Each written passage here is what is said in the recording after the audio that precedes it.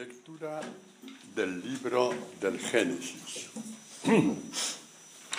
Yahvé dijo a Abraham: sal de tu tierra y de tu patria y de la casa de tu padre a la tierra que yo te mostraré.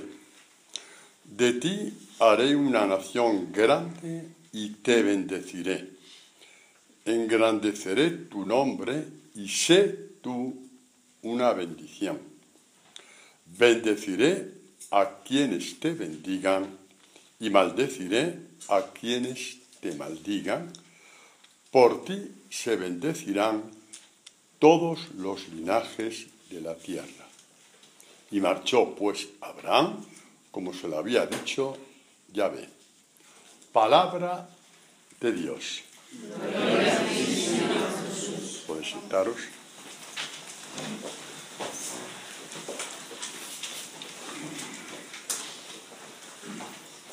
Empezamos a nivel catequético.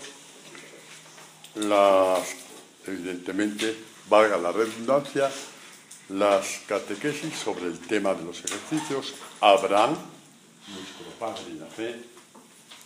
Abraham, que en la escritura significa la fe. Igual que Isaac significa la alegría de Dios, la alegría de tener a Dios, la alegría de que Dios ha cumplido su palabra contigo. Igual que David, que significa la ternura, significa la piedad. Son personajes bíblicos que cada uno refleja un aspecto, digamos, del misterio de Dios. Y el misterio de los misterios, la fe como creación de Dios. Ya empezamos ya pues con lo que se llama la escritura, esta vocación de Abraham. Sal de tu tierra y de tu patria y de la casa de tu padre a la tierra que yo te mostraré. Si hubiera que definir la fe es esto. ¿Qué significa sal de tu tierra? Sal de los límites que todo hombre tiene. Porque si me quieres conocer a mí, tienes que romper tus límites. Si vas a conocer un Dios que no sea más que tus límites, ese Dios es a tu imagen y semejanza. No va a hacer nada por ti, que tú no puedes hacer por ti. Que es un Dios que rompa tus límites. Sal de tu tierra, sal de tus límites, sal de tu patria, de tus cosas, de tu parentela, de la casa de tu padre.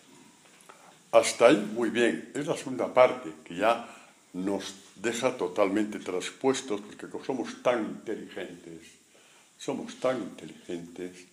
que ¿qué es eso de a la tierra que yo te voy a mostrar? La fe es esto. Dios invita a Abraham a salir sin mapa, sin croquis, sin callejero, sin hoja de ruta. Ni siquiera es como Dios dice al pueblo de Israel: te llevaré a una tierra que emana leche y miel, que es la abundancia de los dones en general. Aquí la fe es a la tierra que yo te mostraré. ¿Y por qué Abraham es la fe? Porque vamos a ver, si tú coges a un muerto de hambre que no tiene dónde tenerse en pie, ni dónde vivir, ni dónde comer, y alguien le dice: ven conmigo que yo te daré, ese hombre no tiene nada que perder. Ya es un muerto de hambre, es un fracasado en la vida. Vamos a ver si sale o no sale. Pero no es el caso de Abraham. Mirad lo que dice más adelante, aquí de Abraham. Abraham era muy rico en ganado, plata y oro. Pues sigue más adelante. Abraham tiene todo. Un terrateniente de los de aquel tiempo, que tenía su familia, sus servicios, sus criados, todo lo que tenía que tener. Y Dios dice: oye, vengo a romper tus límites. Porque eso, como veíamos esta mañana, en el rey Ezequías, eso, el día que lo tengas que dejar, te parecerá que se te acaba todo. Y dirás, me voy en la mitad de mis años. ¿Por qué? Porque no estás vivo. El que no está vivo cuando se muere siempre dice lo mismo. Me voy en la mitad de mis años. Porque no está vivo, porque no ha encontrado la vida. No. Y Abraham nos enseña a encontrar la vida. A buscar la vida y a encontrar la vida. ¿No? Sal de tus límites. ¿No? ¿Cuál es el problema de los límites? El problema de los límites es que llega un momento que ya nada te sorprende. Porque como dice el libro del Eclesiastés, ya no hay nada nuevo bajo el sol. Uno que va, por ejemplo, a ver las cataratas del Niágara, ahí en Canadá, por primera vez se queda extasiado. Pero si va por quinta vez ya se cansa de tanta agua. Ya ha visto todo lo que tenía que ver. Así son todas las experiencias de la vida, absolutamente todas. ¿Por qué, por ejemplo, la extravagancia que hay hoy día? La extravagancia que hay hoy día. Es una extravagancia para intentar ver algo nuevo, estupideces nuevas. La gente que muere últimamente por hacerse un selfie desde un quinto piso. Cuando se da cuenta, el selfie queda espachurrado con el día. Oye, que no son casos una vez cada 15 días, que están pasando continuamente. Un selfie con un león. ¡Jope, qué bien comió el león ese día! Sí. Es que están pasando todos los días estas cosas. ¿No? Y así muchas cosas más. ¿Sabes cuál es la última moda del turismo? ¿Lo leísteis en internet antes de ayer? Yo lo leí ayer.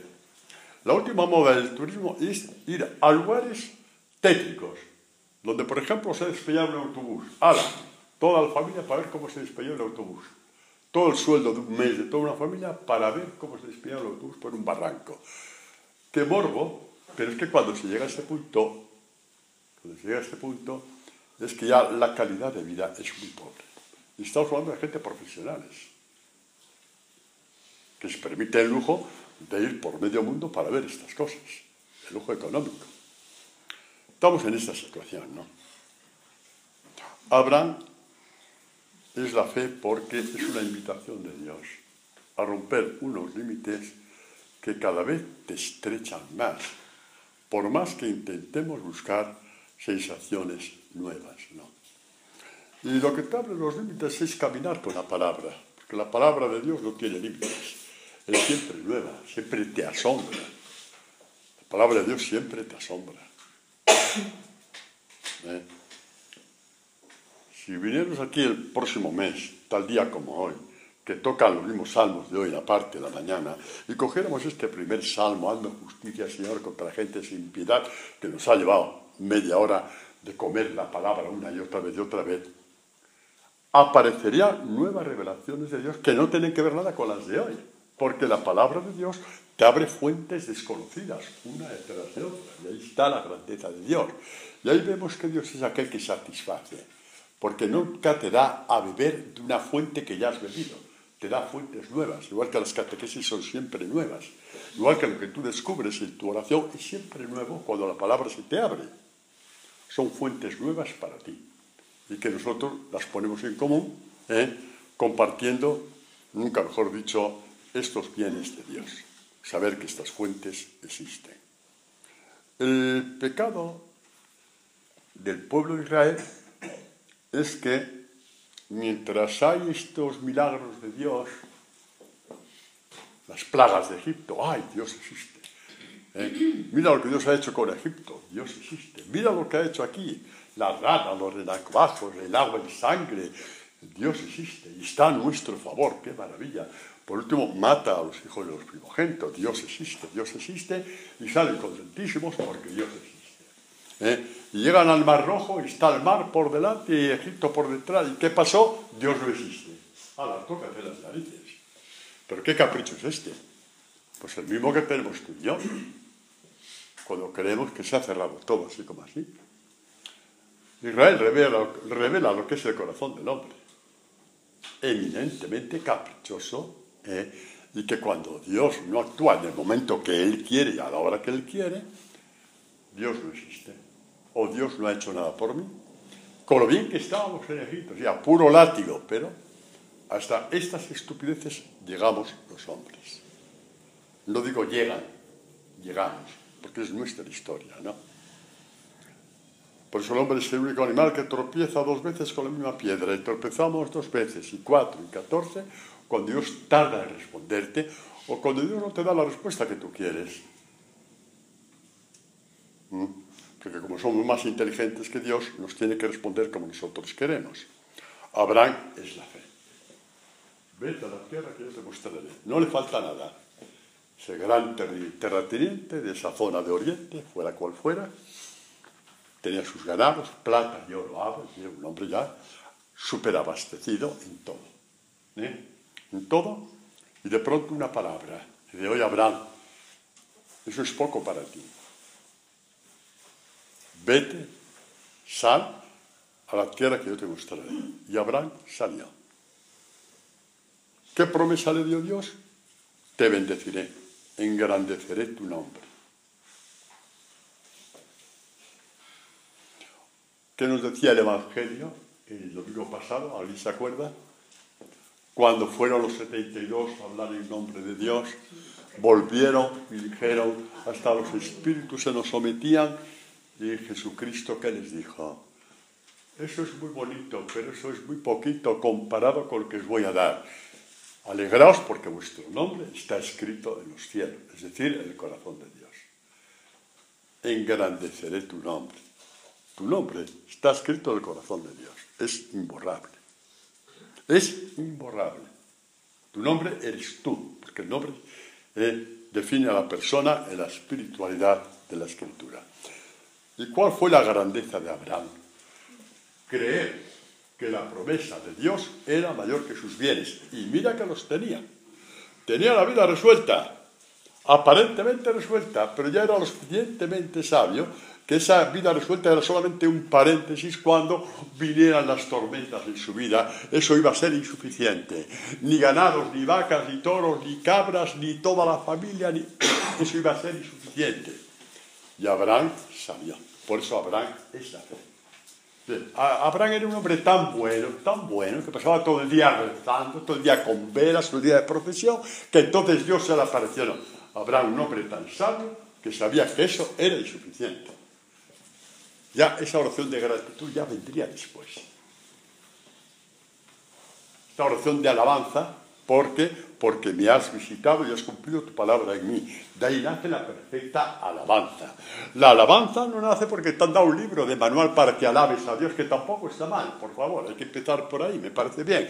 Pero la alabanza a Dios es cuando Dios te visita y te hace ver su rostro y te dice, ¿lo ves? He cumplido contigo lo que te prometí. Te nace un corazón de alabanza. ¿Cómo sería la ancianidad total de Abraham cuando vio todo cumplido? Lo veremos a lo largo de estos días, ¿no? Porque hemos empezado con el primer texto de Abraham, abriéndonos una esperanza que nadie nos puede dar. Una palabra de Dios que se cumple en ti. Que a mí no me sirve que esta palabra se haya cumplido en San Francisco. Tampoco me sirve que esta palabra se haya cumplido en San Antonio. Tampoco me sirve que esta palabra se haya cumplido en Santa Teresa. Ni siquiera me sirve, y no os escandalicéis, de que esta palabra se haya cumplido en la Virgen María si no se cumple en mí. No me sirve. No me sirve. Todo esto, sobre todo la Virgen María, madre de la Iglesia y madre de todo discípulo, es en función de que yo crea que esa palabra se cumpla.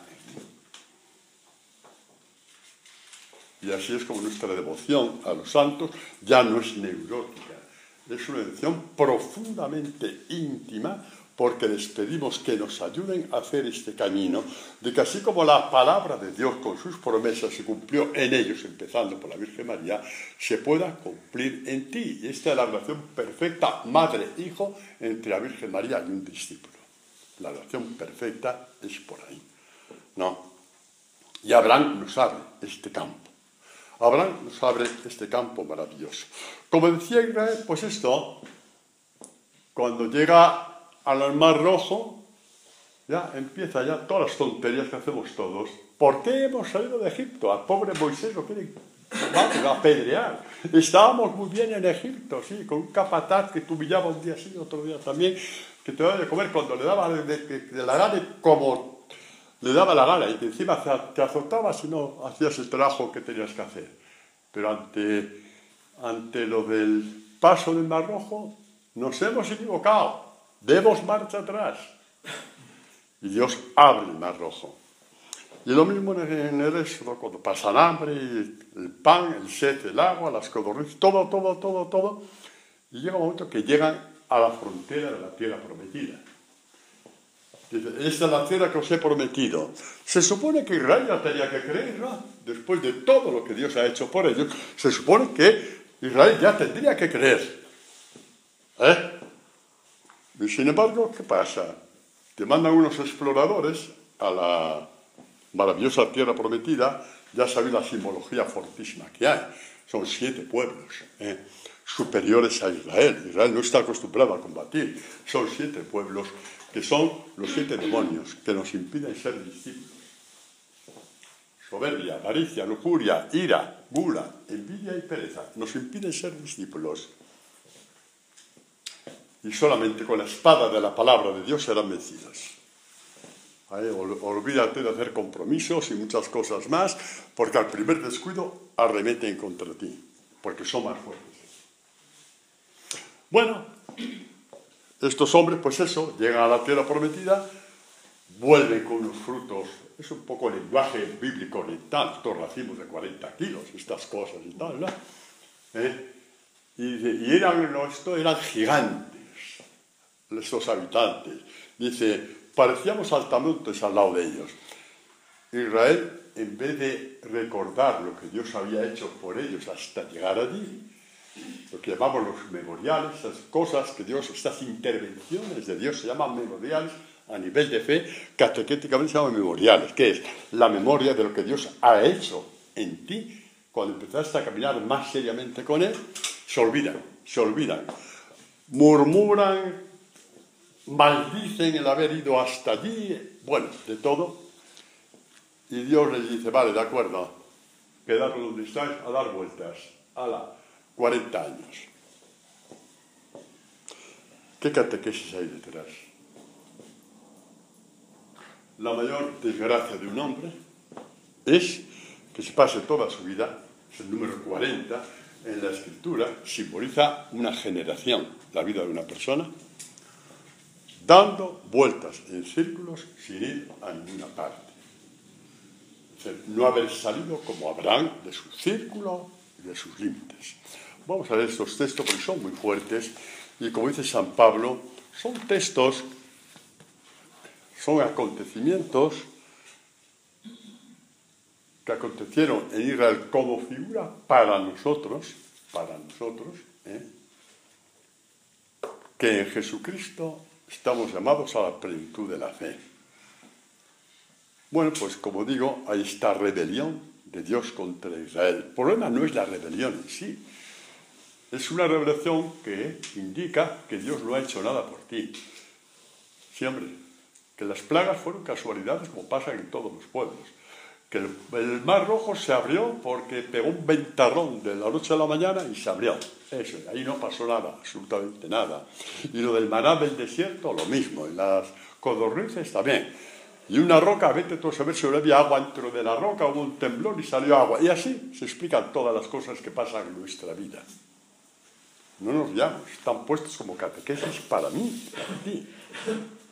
Porque el demonio es tozudo en empeñarse en que todo lo atribuyas a casualidades o fenómenos. Todo. Entonces, Dios hace esto con el pueblo de Israel pensando en la encarnación de Jesucristo, que nos va a abrir un camino donde ya, si le seguimos, ya estos límites se rompan definitivamente. Pues Dios dice a este pueblo que rechazó la tierra prometida a pesar de que los frutos eran maravillosos, tal como se lo había prometido, dice así, vuestros hijos serán nómadas 40 años en el desierto, cargando con vuestra infidelidad hasta que no falte uno solo de vuestros cadáveres en el desierto, según el número de los días que empleasteis en explorar el país, que fueron 40 días,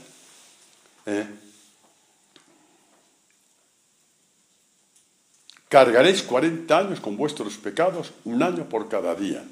Así sabrás lo que es apartarse de mí. Lo que es apartarse de mí. Yo, Yahvé, he hablado. Y luego el salmista lo dirá lo mismo en estos términos y diciendo cuál fue en realidad el gran pecado de Israel. Dice así: Él es nuestro Dios, nosotros el pueblo de su pasto, el rebaño de su mano. Ay, si escucharas hoy su voz. No endurezcáis vuestro corazón como en Meribá, día de la rebelión contra la tierra prometida, ¿no? Como el día de Masá en el desierto, donde vuestros padres me pusieron a prueba, me tentaron a pesar de que habían visto mis obras, todo lo que había hecho por ellos, ¿no? Y 40 años me asqueó aquella generación. Y luego vamos a ver un término bíblico particular: uy, el gran castigo de Dios y tal, uy, qué miedo, ¿no? Tranquilos, tranquilos. Son términos catequéticos para que entendamos nuestra vida. Desde aquella generación que salió de Egipto, todos cayeron en el desierto. Entró, ¿quién? La generación posterior. Los hijos de los que salieron. ¿Qué significa esto? Miguel Ángel, sé que lo sabes, pero para no entrar en soberbia no lo digas, ¿vale? Yo sé que lo sabes, pero para que no seas soberbia lo digo yo, que soy más soberbio que tú. Vale. ¿Sabes lo que significa eso?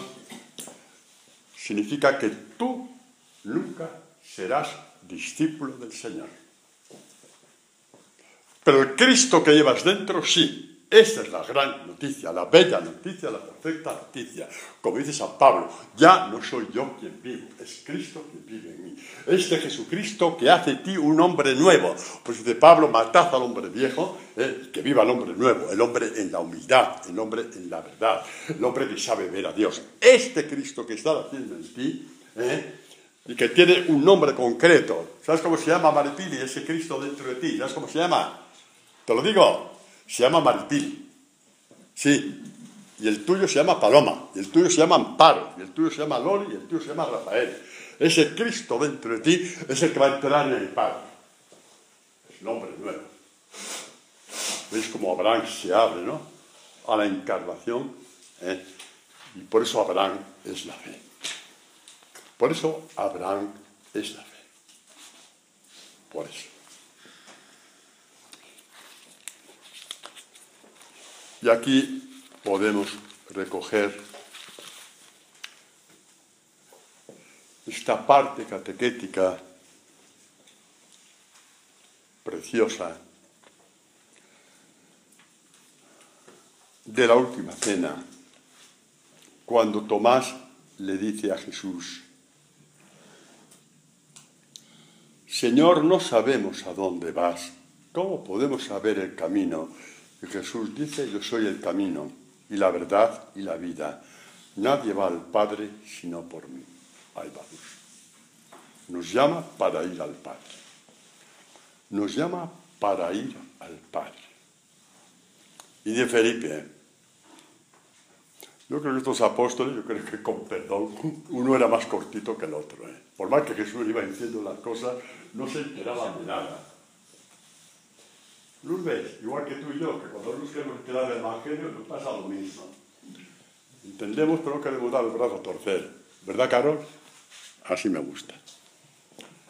Bueno, pues estas son preguntas que vienen para nuestra fe. Muéstranos al Padre y nos basta. Jesús dice: el que me ve a mí, ve al Padre. El que traspasa con los ojos del alma el Evangelio, ya vive con el Padre, ya está en el Padre, ya ve al Padre. Al Padre de Jesús, ya lo ve, ya lo ve. No.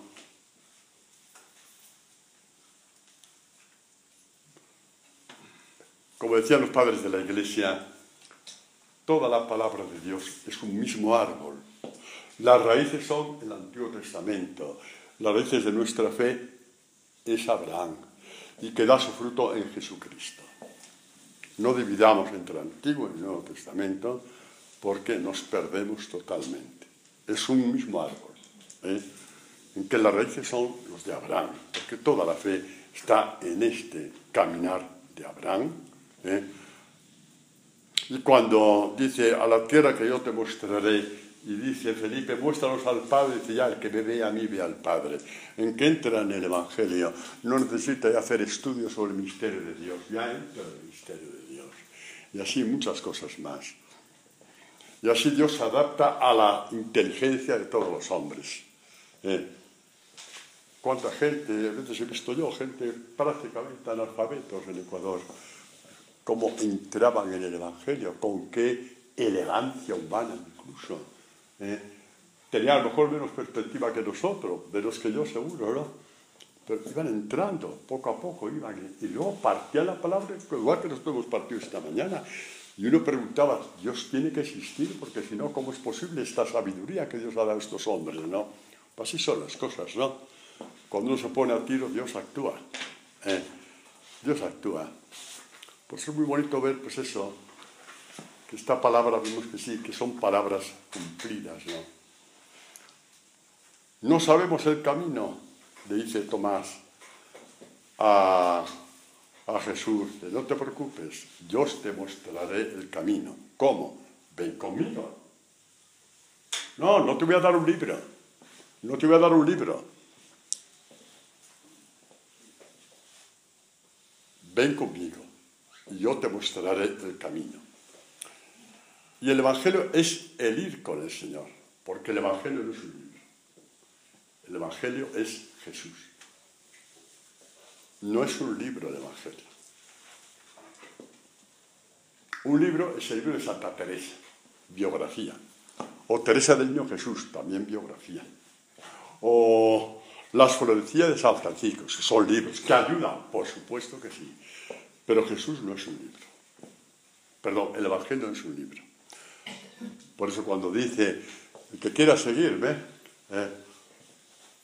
pierda su vida por mí y por el Evangelio. Él se identifica con el Evangelio, no con un libro. El Evangelio es el mismo Jesús. Y por eso San Ignacio de Antioquía dirá, me refugio en el Evangelio como quien se refugia en Dios, por ejemplo. Esto ya en la iglesia súper primitiva. Ignacio de Antioquía es sucesor de San Juan, como quien dice, ¿no? Tengo que ir a esas fuentes cristalinas. Esas fuentes cristalinas, ¿no? Que nos hace ver cómo bebieron nuestros padres en la fe. Los apóstoles. Después de Abraham ya damos el salto, ¿no? Los apóstoles, las primeras comunidades cristianas, tenían esta evidencia, esta claridad, ¿no? No se trata de que somos mejores o peores, porque eso no nos toca a nadie decir eso. Pero sí aprovecharnos de la claridad con que tenían de para qué servía el Evangelio. Esa claridad, que el Evangelio no era un libro, menos aún un manual de perfección. Vaya martirio. Si fuera un manual de perfección, menudo martirio. Es la gracia de Dios andante, es la gracia de Dios encarnada, es la gracia de Dios dentro de ti, que va donde tú no puedes ir, que te muestra lo que tú no te puedes mostrar a ti mismo, que te desmonta cosas interiores que te impiden ver el rostro de Dios. Esto es el Evangelio de Jesús. No. Este es.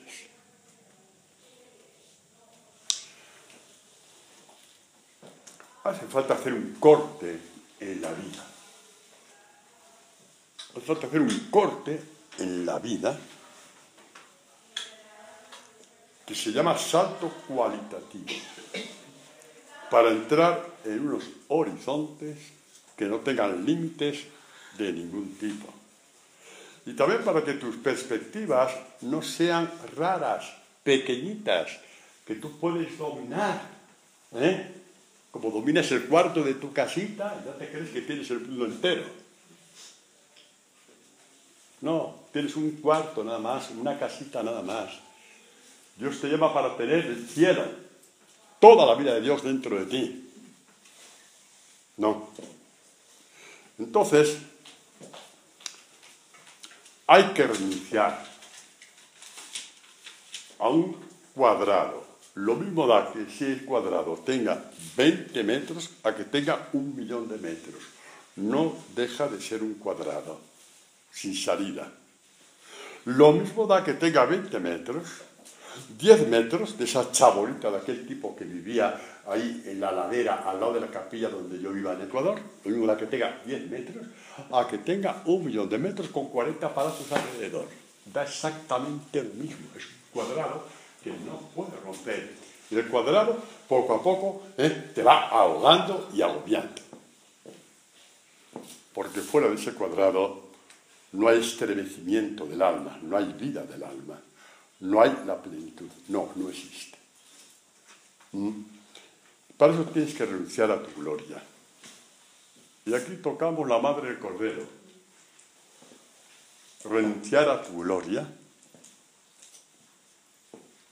para alcanzar la gloria eterna. Fue la tercera tentación de Jesús, pero bueno, iremos despacito. Vamos a ver lo que dice aquí este salmista.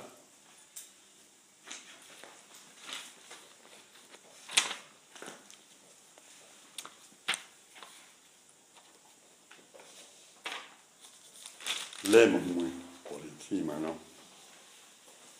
Este salmista que dice, verdaderamente Dios es bueno para Israel, para los de puro corazón. Los de puro corazón no son los impecables, son los que no ponen ningún impedimento en su corazón para buscar a Dios,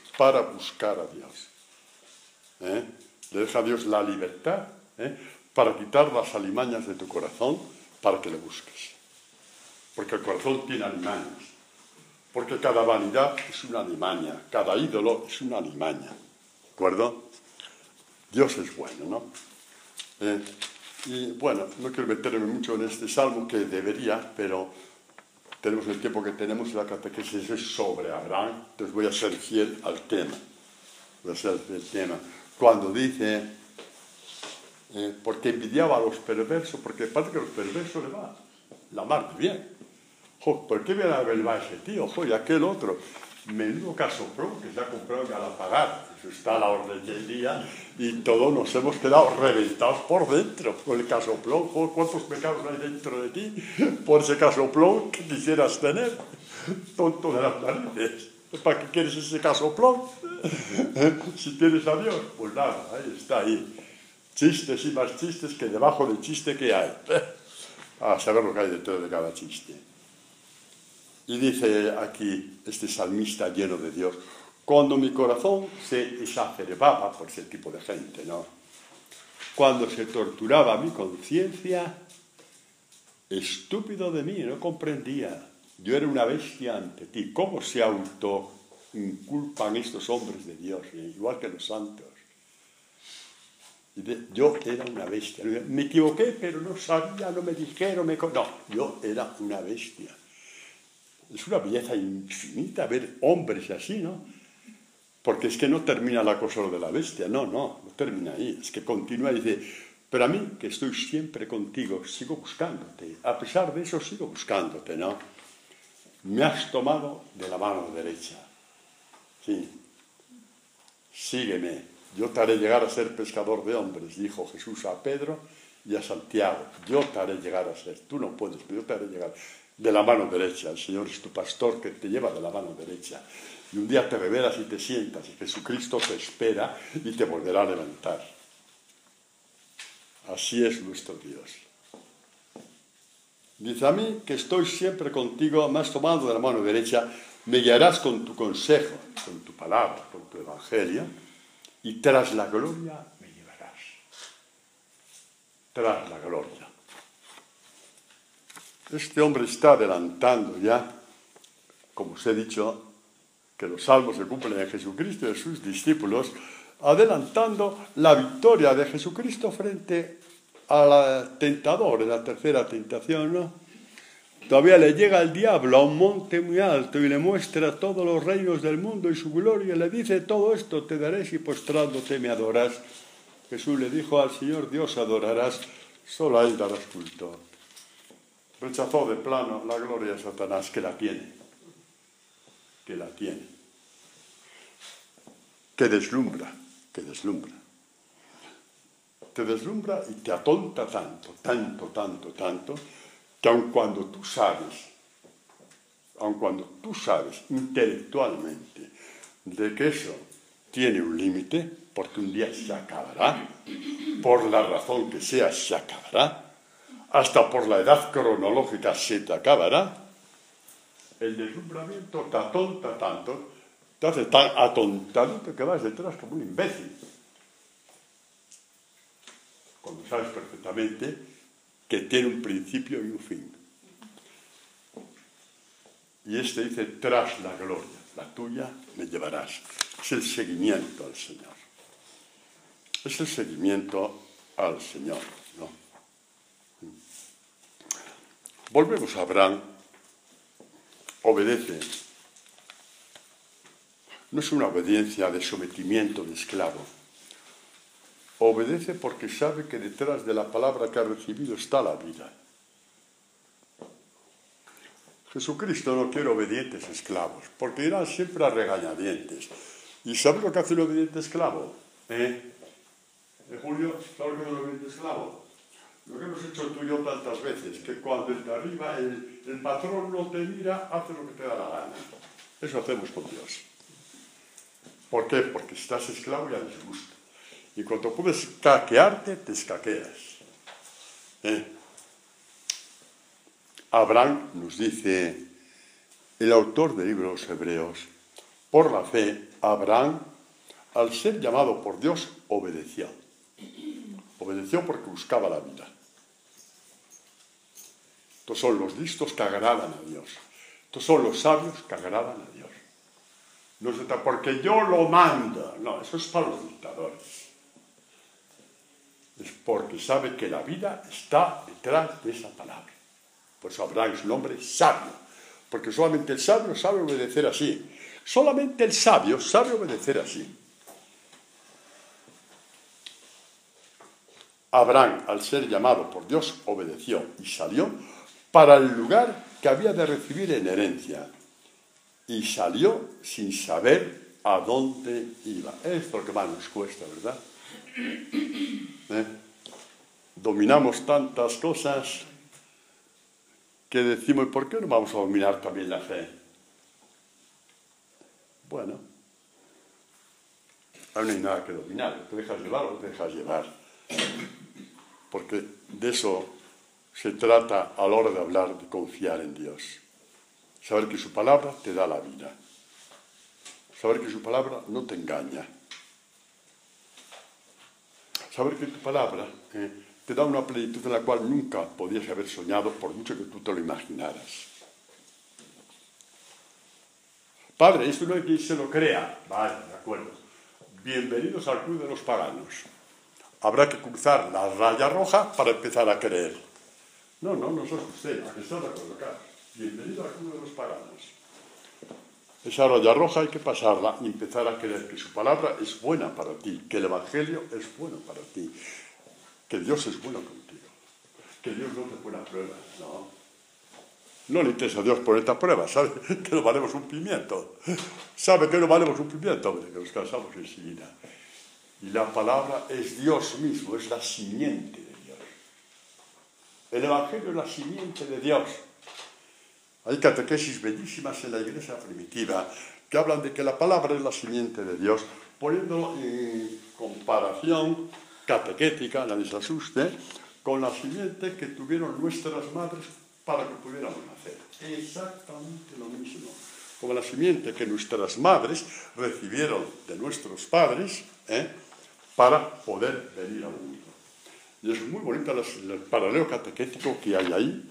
A alguien le puede parecer una falta de no sé qué. Bueno, no somos mayores que los padres de la iglesia y lo dijeron. Así que nadie se rasgue las enaguas, ¿vale? Eso es. Lo dijeron los padres de la iglesia y tenemos autoridad para repetirlo. Somos fruto de la simiente de Dios, que es el Evangelio. Por supuesto que sí. Por supuesto que sí. ¿Qué pasa cuando nos quedamos en nuestros límites? Pues que llega un momento que ya la gente no nos hace caso. Servimos mientras servimos a los hijos y a los nietos. El día que ya no les servimos, pues ya nos van relegando poco a poco. Nos van relegando poco a poco. Y llega un momento que ya no le interesa a nadie lo que tú les cuentes. Alguien de aquí de mi generación, ¿se acuerdan del pulgarcito? Todavía existe. La última página del pulgarcito, el abuelo Cebolleta, ¿os acordáis? Que contaba batallitas. Ya que viene el abuelo, todo el mundo echaba a correr. Era un chiste, pero es verdad. Cuando habla del abuelo, la casa se queda vacía. Cuando yo era joven, ya empieza el abuelo. Cuando estuve en la guerra, ya está el abuelo. Las batallitas del abuelo. El problema es cuando estas batallitas se cuentan a los 40 años. Cuando ya estás tan muerto por dentro, que a los 40 años hablas de lo bien que hiciste esto, de las oposiciones que hiciste, de cómo llegaste a ser el no sé qué en tu pueblo, donde sea. Cuando a los 40 años cuentas batallitas, es porque ya estás muerto. Pues para que Abraham no contara batallitas, Dios le dijo, ven conmigo, vas a hacer lo que es una batallita, la que vamos a hacer tú y yo, para que tengas la fe. Para que tengas la fe. Y volvemos a este salmista. No, volvemos a un salmista, porque este es nuevo, que dice, no sufras por causa de los malvados. Un poco en la línea del primer salmo de hoy, ¿no? Hazme justicia, Señor. Y aquel que con intrigas y con malas lenguas va contra ti, te revuelve, te amordaza por dentro y tal. Y aquí te llama a la libertad. No sufras por causa de los malvados, no envidies. Ten confianza en Dios y obra el bien. Ten confianza en Dios. Vive en la tierra, crece en la paz. Ten tus delicias en Dios y Él te dará lo que pida tu corazón. Esto es una palabra, promesa de Dios. Ten tu delicia en Dios. Pero ¿cómo voy a tener mi delicia de Dios si no lo veo? Muy bien, buena pregunta, Pepe, muy buena. Te he oído, has hecho esa pregunta, te he oído. ¿Cómo tener tus delicias en Dios si no lo veo? Dios es palabra, dice Juan. Desde el principio existía la palabra estaba con Dios y la palabra era Dios. Ten tus delicias en la palabra, déjale que se vaya abriendo, que te va abriendo camino a ti, te va destruyendo monstruos dentro de ti, va destruyendo alimañas dentro de ti. Ten tus delicias en todo esto, no importa. Hay gente que va y me dice, ay padre, me queda tanto por hacer. Y yo digo, lo que queda por hacer, tanto no puedo, el que tiene que asustarse es Dios. Pero si Dios no se asusta, ¿por qué te vas a asustar tú? Vamos a dar la vuelta a la tortilla, ¿no? Que queda mucho por hacer. ¿Y qué? ¿Y qué? Eso lo tendría que decir Dios y cansarse. Pero si Dios no se ha cansado de ti, si no, no estarías hoy aquí. Pues déjale a Dios que lo haga. No planifiques a nivel humano. Deja que Dios planifique por ti. No. Ten tus delicias en su palabra, en el Evangelio. También el que no entiendes. Mejor todavía el que no entiendes. ¿Por qué? Porque el que no entiendes es el que te trae cosas más grandes. Porque tú solamente entiendes lo pequeño, lo que está a tu altura. Las grandes están a la altura de Dios. Pues deja que se vaya cumpliendo en ti. No, deja. Y Él te dará lo que pida tu corazón. Pon tu suerte en Dios. Confía en Él, que Él actuará. Aunque veas todas las puertas cerradas, Dios actuará. Aunque veas todas las puertas cerradas, Dios actuará. Y aquí hay más de uno, más de dos y más de tres que dice, qué bonito lo que dice el Padre Antonio, pero si conociera mi vida, pues a lo mejor no lo podría decir, pues yo no tengo 3 puertas cerradas, tengo 40 puertas cerradas. Muy bien, vale, tienes 40 puertas cerradas, ¿de acuerdo? Muchas menos que todos los cristianos de la iglesia primitiva y las puertas le fueron abiertas. Así que ánimo. No os estoy riñendo, digo ánimo. No hay una puerta imposible para Dios, ninguna. 40, 80, las que sean. No os preocupéis, no tengáis miedo. No os preocupéis y no tengáis miedo. Damos un pequeño salto, ¿no? Vamos a ver que Abraham, al final, aunque hablaremos todas estas cosas a lo largo de estos días, ver que al final Abraham vio las palabras cumplidas. Las vio. Abraham vio que lo imposible se podía cumplir. Veremos a lo largo de estos días los vericuetos por los que tuvo que ir por una parte y por otra, las crisis que tuvo Abraham, lo veremos también, igual que las que tienes tú, las que tengo yo. Veremos todo esto, estos vericuetos, estas crisis, estas dudas. Veremos todo esto. Y veremos también que un día dijo, Señor, tu palabra es verdad, porque se ha cumplido. Esto es la plenitud de la fe. No me has mentido, no me has engañado. Tu palabra es verdad. Contra toda esperanza, tu palabra se cumplió. Y al cumplirse su palabra contra toda esperanza, su mujer concibió a los 90 años. Y no crees que eso es toda una constante de palabras de Dios cumpliéndose en él. Eso fue un simple milagrito. Porque si fuera un simple milagrito, Abraham no sería nuestro padre en la fe. Es lo que rodea ese milagro, todas esas actitudes impresionantes, toda una serie de acontecimientos impresionantes, ¿no? La plenitud de Abraham no fue el nacimiento de Isaac, fue cuando Dios salvó a Isaac de la muerte, cuando el cuchillo ya estaba preparado. Esa fue la plenitud que dijo Dios: Abraham, tú eres verdad, tú cumples tu palabra. Lo veremos, habrá catequesis muy fuertes sobre esto si Dios quiere. Muy fuertes, muy liberadoras, muy esperanzadoras, que aquí nadie está perdido. Aquí nadie está perdido, aquí nadie ha llegado tarde. Nadie está perdido y nadie ha llegado tarde. Nadie. Todos somos igualmente queridos por Dios. Todos somos igualmente queridos por Dios. Todos.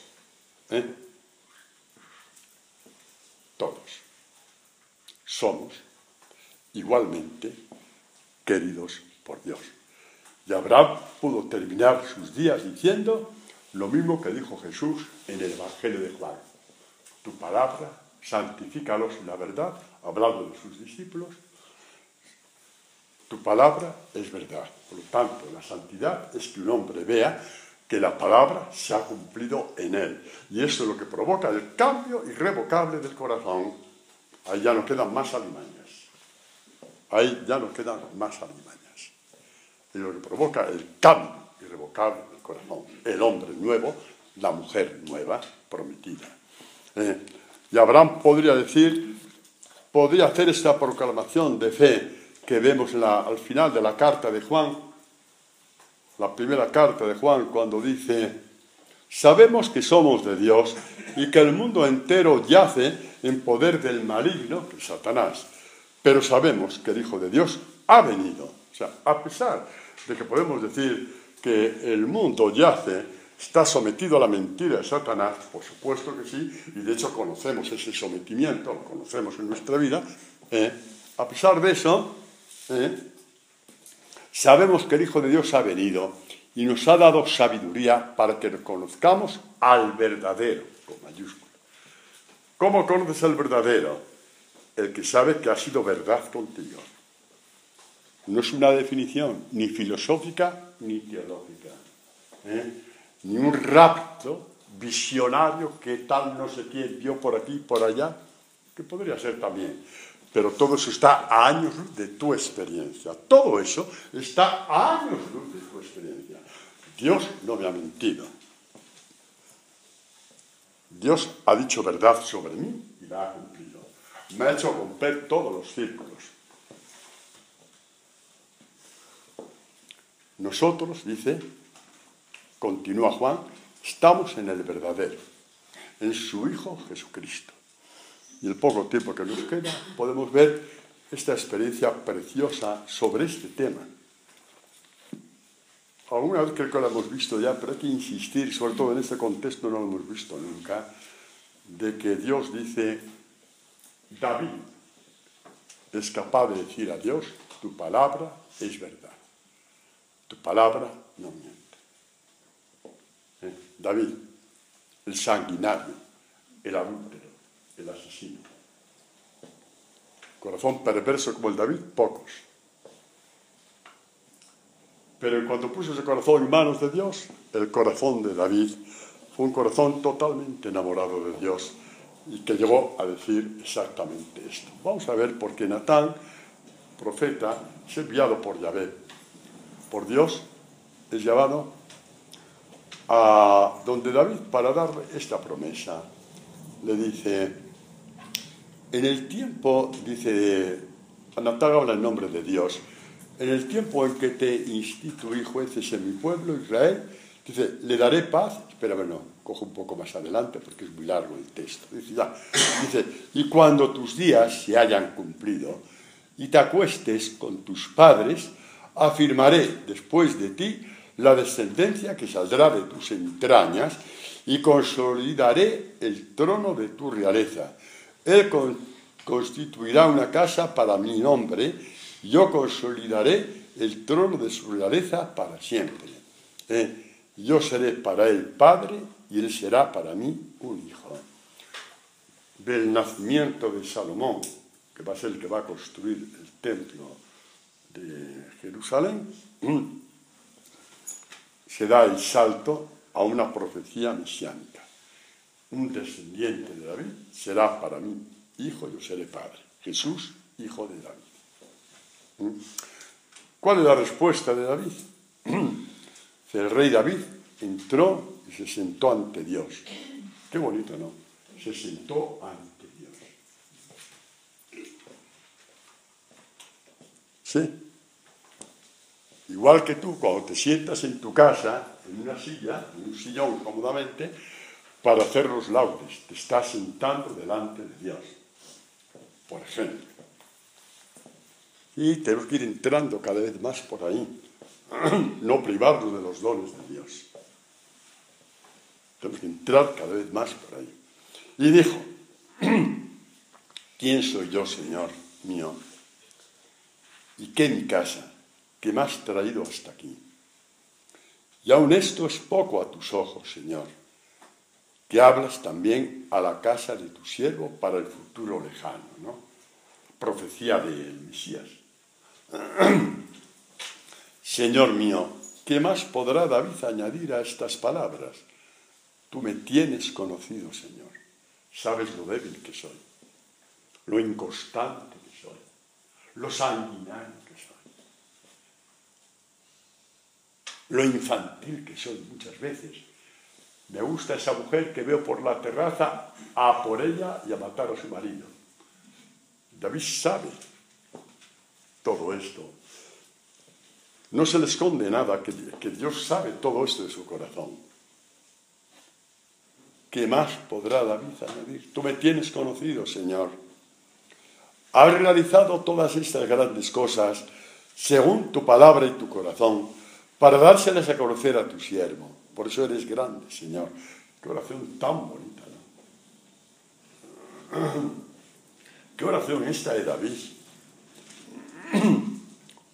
Un hombre de corazón tan retorcido.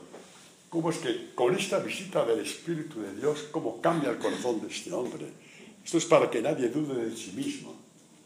Para que nadie dude de sí mismo. De lo que puede sacar Dios de ti, de un corazón convertido. Para que no dudes de ti mismo, de lo que Dios puede sacar de un corazón convertido, como sacó del corazón de David. No. Es un texto largo, estoy dando así algunos pasos, y al final dice David, ahora, mi Señor Yahvé, tú eres Dios, tus palabras son verdad. Quizá la oración más perfecta que pueda un hombre decir a Dios, tus palabras son verdad, tu evangelio es verdad. ¿Qué significa tu evangelio es verdad? Inma, ya sé que lo sabes, pero igual que Miguel Ángel, lo dejamos para nosotros nada más. Pues significa que, por ejemplo, cuando te ofendes 70 veces 7, que se dice pronto, siempre hay el tonto de turno que sobrepasa esa cifra, y tú le perdonas. Y crees que estás haciendo el idiota. Y crees que se te va a subir a las barbas. Perdón porque tú no tienes barba, pero bueno, te va a subir. y crees que vas a pasar como tonto, como tonta. Pero tú crees y le perdonas. Y ves que Dios actúa dentro de ti. Te hace más grande el corazón. Y tú lo sabes y lo ves. Y te arrodillas delante de Dios y le dices, sí, tu evangelio es verdad. Y no devolver mal por mal. Lo haces y sabes que el evangelio es verdad.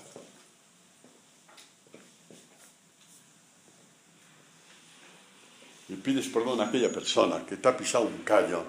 Y te lo he pasado porque es que el que te ha pisado es el más tonto del pueblo. El más tonto de todo Madrid. Mira que Madrid tiene 4 millones de habitantes. Te ha tocado el más tonto. Vamos, el más tonto te ha tocado a ti y te pisa el callo. Y ya dice, ya está bien. Y después dice, ¿y ahora? Tengo que pedir perdón. Y te acercas al tonto del pueblo y le pides perdón. Te rebajas ínfimamente hasta el último. Y después Dios actúa, ¿y qué dices tú? Tu palabra es verdad. Así es como caminamos en el Evangelio. No porque somos seres, ni por dar lecciones a nadie. No, eso son estupideces. Por cosas tan pequeñas no vale la pena perder la dignidad. Por cosas tan pequeñas no vale la pena perder la dignidad. Pero por poder decir al Señor tu evangelio es verdad, sí vale la pena, como dice San Pablo, y llegar a esta ganancia. Todo es pérdida comparado con el conocimiento de Jesús y con su evangelio. Por eso sí vale la pena. Por nada más uno pierde la dignidad. Por nada más. Por nada más. Pero por ver si el evangelio es verdad o mentira, sí vale la pena. Sobre todo cuando Dios te hace ver que el evangelio sí es verdad.